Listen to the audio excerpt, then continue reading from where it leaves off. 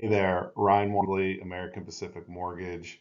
I'm so happy and grateful that I had the opportunity to get you this information. Look, I know that the housing market is crazy right now. In fact, it's the most challenging market that I've dealt with in my career. But I want to provide data over drama and facts over feelings to give you the confidence to make the right decision for you and your family. So let's dive right in.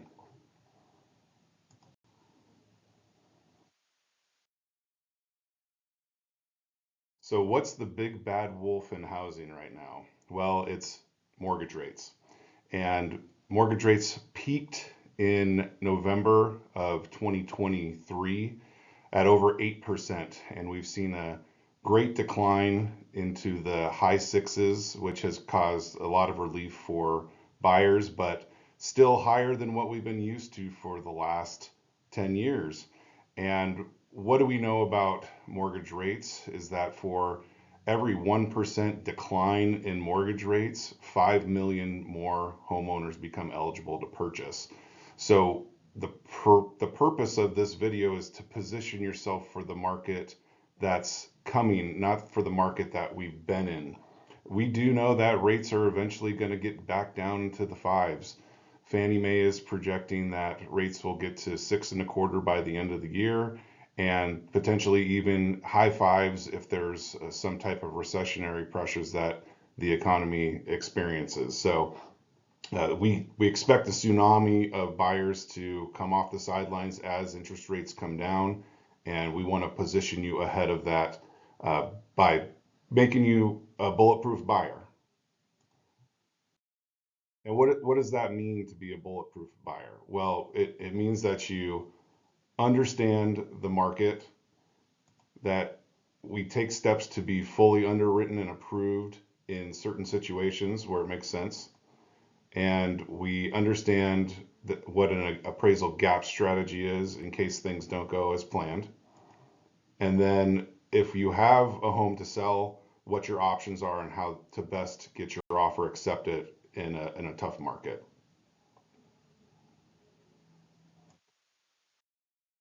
So let's first talk about real estate and what a great investment it is.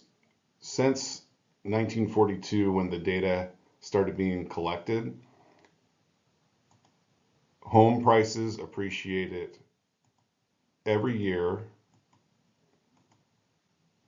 through every decade until the 1990s. And we saw one year where there was a decrease. We saw a small decrease, essentially zero.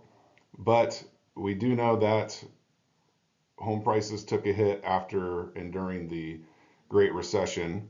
But the win rate of real estate over time has been a 90% win rate. Out of the 81 years since this data has been collected, there's only been 7 years of decline in price appreciation. And that happened during the Great Recession, was the majority of those. We understand that this market is not like the Great Recession, and take these negative years out of here, and housing would have an even better win rate. So if you're in the market right now, you probably already know that this is a good investment, but let's take a look and see how this cycle is different than the last cycle. So some of the key variables that we look at when uh, comparing these cycles are what's going on with job cuts, total jobs, what's the subprime loan market looking like, how many homes have been constructed in the last 5 years, what existing inventory looks like, mortgage delinquencies, and homes in foreclosures. So in the last cycle, unemployment peaked at 10%. Right now, unemployment is at 3.6%, and it's been very steady. In 2023, we were expecting to have a lot of job cuts, and they just didn't materialize all at once like they normally would in a typical recession. We saw industries lay off, not at the same time. And because of that, we didn't see this expected recession last year.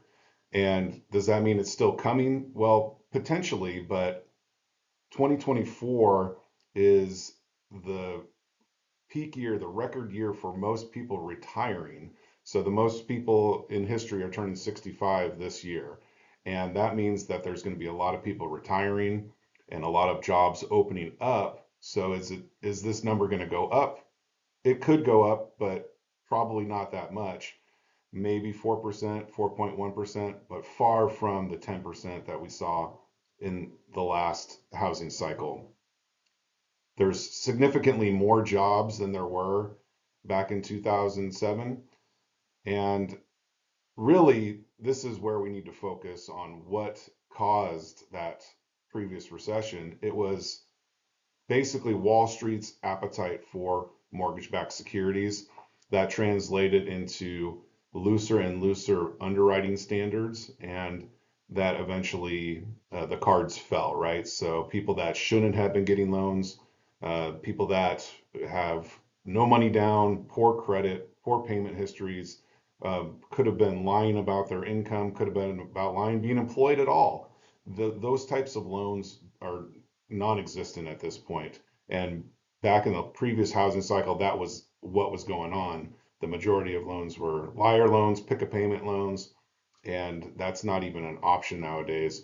Dodd-Frank put an end to that. All mortgages need to be documented, and that has really helped prop up and solidify a strong housing market. And it shows in the type of mortgage delinquency numbers and also the homes in foreclosure. These numbers are extremely low and significantly lower than where they were in the last housing cycle. So the housing market is strong. The economy is surprisingly strong, and that's expected to continue.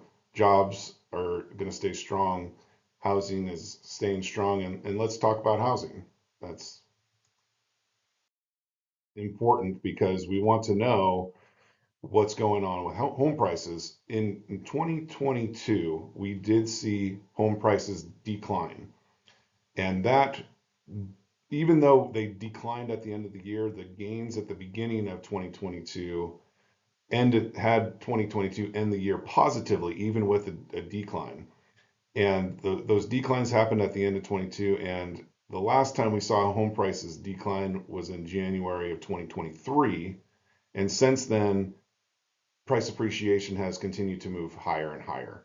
And in fact, Case-Shiller, FHFA, CoreLogic, and Black Knight are all reporting all-time highs in real estate values. And that's basically a byproduct of low inventory and lack of building. Going back to this, the previous slide.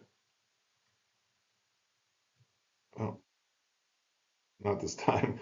So the previous slide also showed that there was a 40% decline in home building from the previous cycle to this cycle. And that was essentially builders going out of business during the Great Recession and not coming back. So we have significantly tighter inventory because of that. And there's only been 1 year since 2006 where the home builders have built enough homes to supply demand, to meet demand, and that was 2019. And then uh, COVID happened in 2020, beginning of 2020, and made the housing market even tighter by increasing demand with lower interest rates and slowing building down due to supply chain issues. And we're just now starting to come out of that, and we'll see how quickly home building picks up. But in the near future, we know that prices are going to continue to appreciate because of that lack of inventory. So let's take a look at a normal market in Phoenix with a median sales price of $373,459.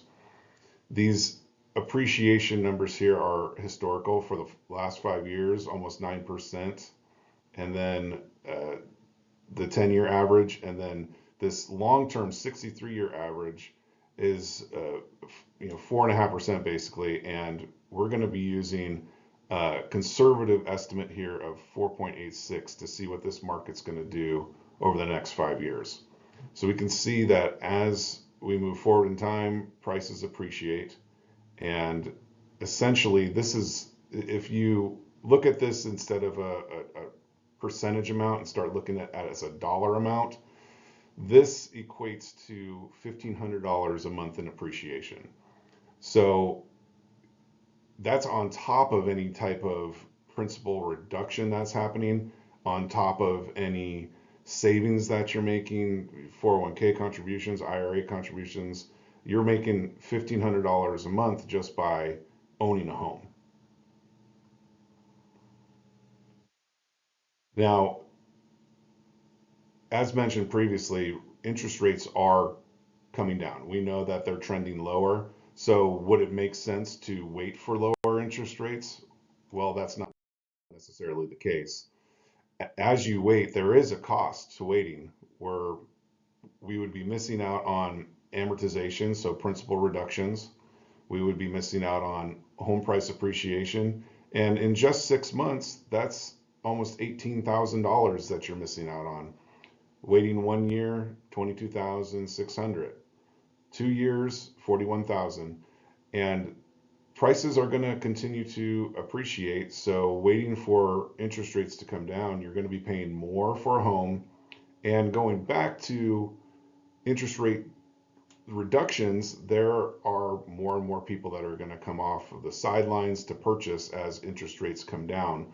So not only are you missing out on this amortization and appreciation, but now you're also putting yourself in a position to have to compete with a lot more other buyers. You might need to bring more money out of pocket. You might have to start bidding over list price again. And that's all going to be a reality as interest rates come down moving forward in the future. Again, every 1% reduction in mortgage rates, 5 million more people can qualify to buy a home. So now is definitely the time to be moving forward. And we have some strategies to help make that easier. Now let's jump into being a fully underwritten buyer. So 36% of all homes nationally were sold in cash in 2022. Cash is king. Cash buyers do get their offers accepted more frequently than people that use financing. But why is that? It's typically because of speed and certainty. And as a home buyer who's just jumping into the market and not fully pre-qualified, not fully approved, your offer is not going to be taken seriously, especially against a cash offer. So in order to compete in that type of situation, we can do a complete pre-underwrite of your circumstances with the title and the property still outstanding. So your credit is approved and we're just waiting to find the right property. Now, in certain circumstances, it might even make sense to waive appraisal and financing contingencies on the offer because we know that you're completely underwritten already. So we know that if we have any challenges with the financing, they've already been addressed. And a seller will understand that, and a listing agent will understand that as well. Now, this isn't being fully underwritten and approved isn't for everybody. This you need to be ready to go in the next 60 days, actively trying to get into a property within the next 60 days. And you need to be ready to provide all documents for underwriting. It's more than just a pre-qualification. We need to get a loan application signed. We need to get all of your income documentation, asset documentation. So we're taking these steps up front and with the expectation that you are moving forward in the next 60 days. And we, require a good faith commitment to us to use our resources to put this type of uh, bulletproofness in place. So, and this does take time as well. This is being prepared ahead of looking at a home. So if we have time to get you into this position where you're pre-approved, that's fantastic. But I know there's also situations where we need to move quickly and maybe we don't have more than 24 hours. And in that situation, we still provide a solid pre-qualification and I take extra steps to discuss this with the listing agent and the buyer's agent to make sure everybody's on page and knows that I have done my due diligence and we are good to go, even though we don't have a pre-qualification. And that kind of brings us into our next slide here.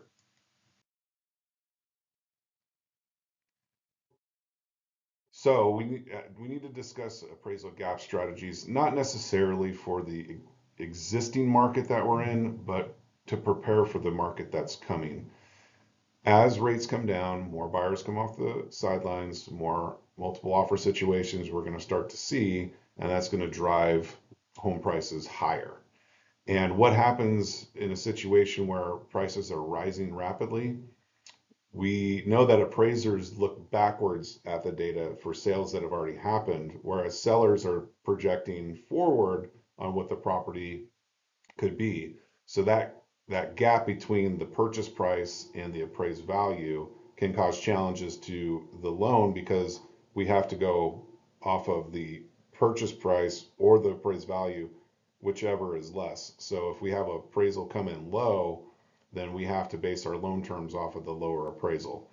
Now, the way that this looks is, and this is a real situation here, where we had a buyer who was going to put 20% down on an $800,000 purchase price. The appraisal came in low, 725, or I'm sorry, $75,000. The reason why they couldn't just borrow more and say be done with it was because we were capped at our debt to income ratios here. We couldn't go above $5,000 on the monthly payment. So the whole reason why they were wanting to put 20% down was to avoid mortgage insurance, which is smart if you can do that. But when the appraised value came in at 725, now we have to base our loan terms off of that number instead of the $800,000 purchase price.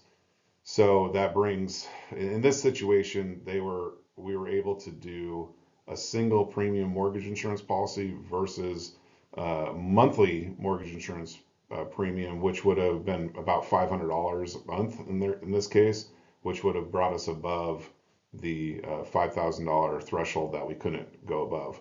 And they didn't have any more money. They had $175,000 to work with.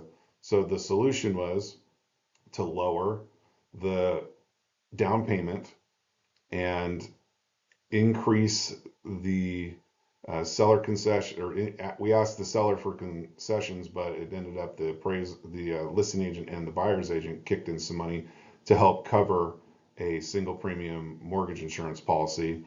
So they were able to still put down the same amount, but keep that payment under 4,800 or under $5,000 at 4,815.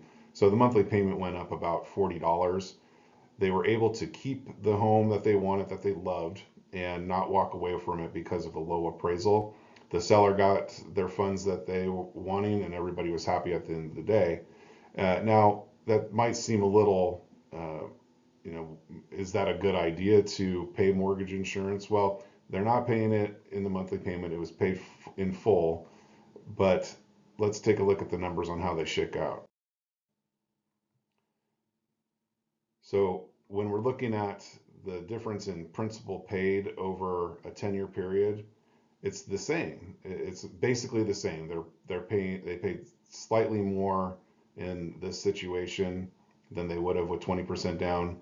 The property is still going to appreciate at the same clip, and at the end of the day, the equity snapshot is essentially the same. All right, so let's talk about a situation where if you're an existing homeowner, what is the best strategy to employ? Well, it really depends on the market at that time. In Maricopa County right now, at the beginning of 2024, we're still seeing that contingent offers are being accepted. That's essentially ideal because it's the lowest cost to a home buyer. They can list their home and sell at the same time as they're purchasing the new home and basically carry that equity over from their existing home to their new home and move once and not have to worry about any headaches of moving out and trying to sell the home before they purchase the new one. Well, that's working right now, but it might be more difficult in the future to get a home offer accepted with a contingency. And there's a couple of strategies that we can employ. Now, if you're able to qualify for multiple mortgage payments, the easiest way to handle that situation would be through a bridge loan. And we have those options available here at APM. But if you can't qualify for two mortgages simultaneously, then we can also employ another strategy where the bank will pay cash for the home that you're interested in and then sell it back to you once you sell your other property.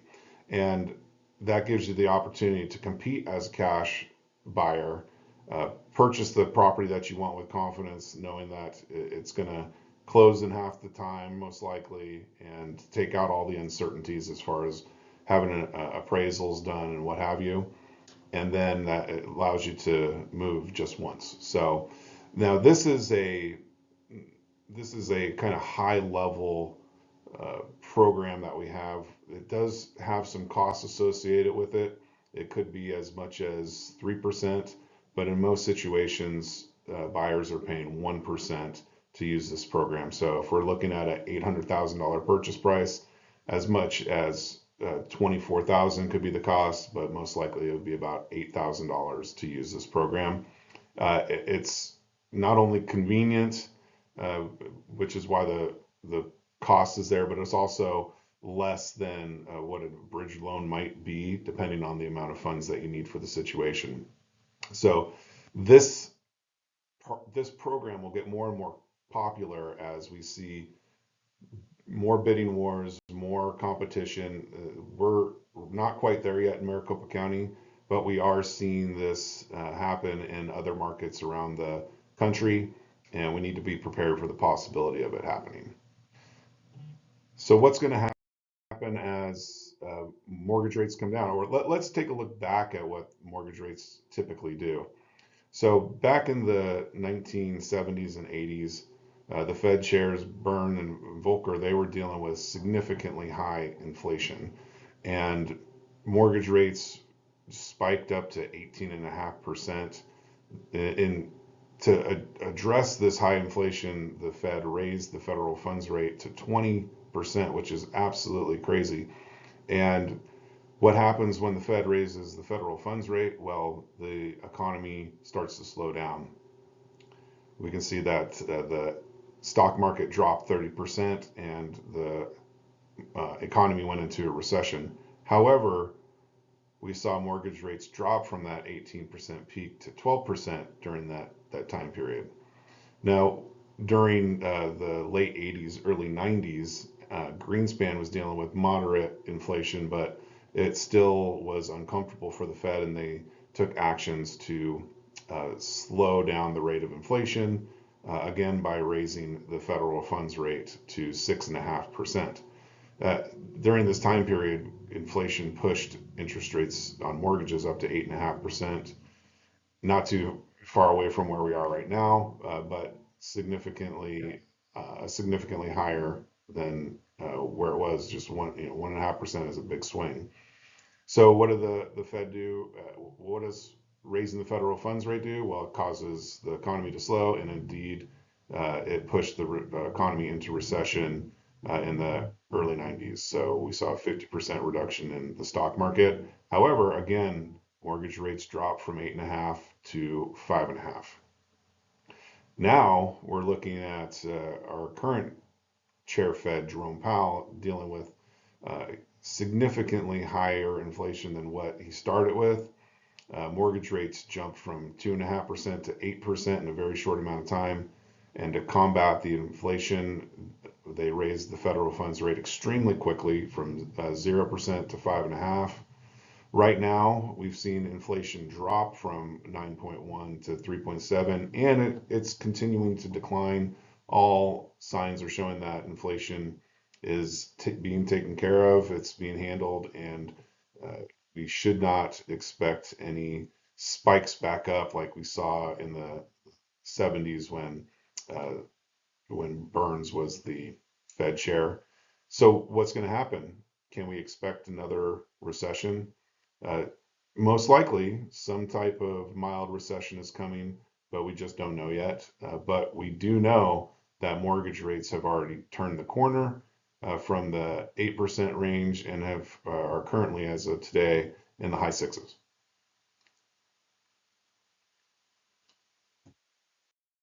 So if we do go into recession, what is that going to mean for home prices?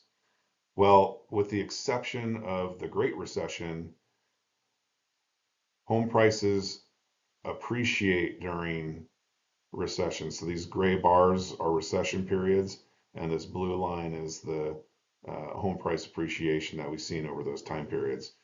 So it's not normal to see a large decline in home prices during a recession. It's actually the opposite. And 5 out of the last 6 recessions, we've seen prices increase during a recession. So we can essentially expect that to continue. So again, going back to we're anticipating lower mortgage rates, we're anticipating higher home prices, and the more people that come into the market, it's going to make it more difficult to purchase a home. So what can we do right now to get into a home before that happens? Well, the pressure of higher interest rates is real, but we have a way to make it easier on buyers. And that's by asking the seller to subsidize your payment either through a permanent interest rate buy down or a temporary interest rate buy down. Temporary buy downs have been more popular because there's more advantage to the monthly payment than with a permanent buy down. There's a few different options that are available. There's a 3-2-1 buy down, a 2-1 buy down, or a 1-1 buy down. And basically, what those numbers mean is, for example, with a 2-1 buy down, the first year of interest is subsidized 2 percentage points lower than the permanent rate on the mortgage. In the second year of the mortgage, it's subsidized 1 percentage point lower than the permanent mortgage payment. And that subsidy comes from the seller. It has to come from the seller or builder. And if you refinance that mortgage within that 24-month period, that first 2 years, there's still money left over from that subsidy to help refinance you into a lower payment. Again, we're anticipating lower mortgage rates in the future. So the chances of you seeing this a 2-1 buy down through the full 2-year term is highly unlikely. You're going to have opportunities to refinance to a lower mortgage rate in the future and potentially have the subsidy remaining from the seller to help offset any refinance costs and potentially even buy down a future interest rate even lower than what it normally would be. So let's take a look at these numbers in the best case scenario, probably the most common scenario, and then what it would be without any seller subsidies. So on a $500,000 loan amount, we're going to use 7.875 as the interest rate to be very conservative here. The rates here, they do show all the same, but that's just a system limitation. This is actually a 30-year fixed with no subsidy, no buy down, and this is a 2-1 buy down option, and this is a 3-2-1 buy down option. So let's look at if the seller was willing to give you the maximum amount needed to do a 3-2-1 buy down, which is substantial and not very common. But the monthly payment could be significantly cut from $39.15 to $28.58. Now that's significant savings right out of the gate. You'll have this payment for a full year before it would go up to the second year, which would be $3,194 per month, but still significantly lower than this $39.15.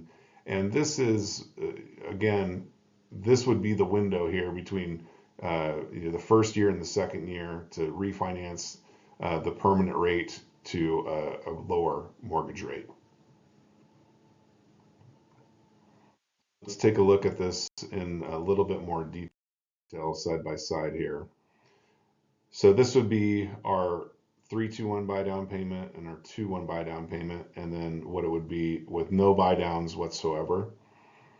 We're looking at $1,000, over $1,000 savings doing the 3-2-1 buy down, and then a $721 savings doing the 2-1 buy down. Now, again, these payments do change in these first couple of years, so they will go up, but they'll never get higher than this permanent payment here. So the strategy, again, is to get into a home now before prices go up. get the appreciation, get the amortization in your favor, and then refinance into a lower payment when the market presents itself, most likely sometime at the end of December 2024, or maybe even moving into the beginning of 2025 as well. But the overall trend for mortgage rates is lower, and that's the expectation. And here's taking a look at what the total equity is in these different situations over the first year. So over the first year in this situation, it's going to be a $94,000 bump. I mean, this is a nice size purchase here, but the amortization and appreciation, it's just it's all in your favor with this. You know, paying down 4,600 in principal instead of paying rent, getting property appreciation of 29,700, and you still have that money that you put down in equity of the property that you can get later on, right? And it's the same for each scenario here. You're still making a significant headway as far as building wealth and equity in the property.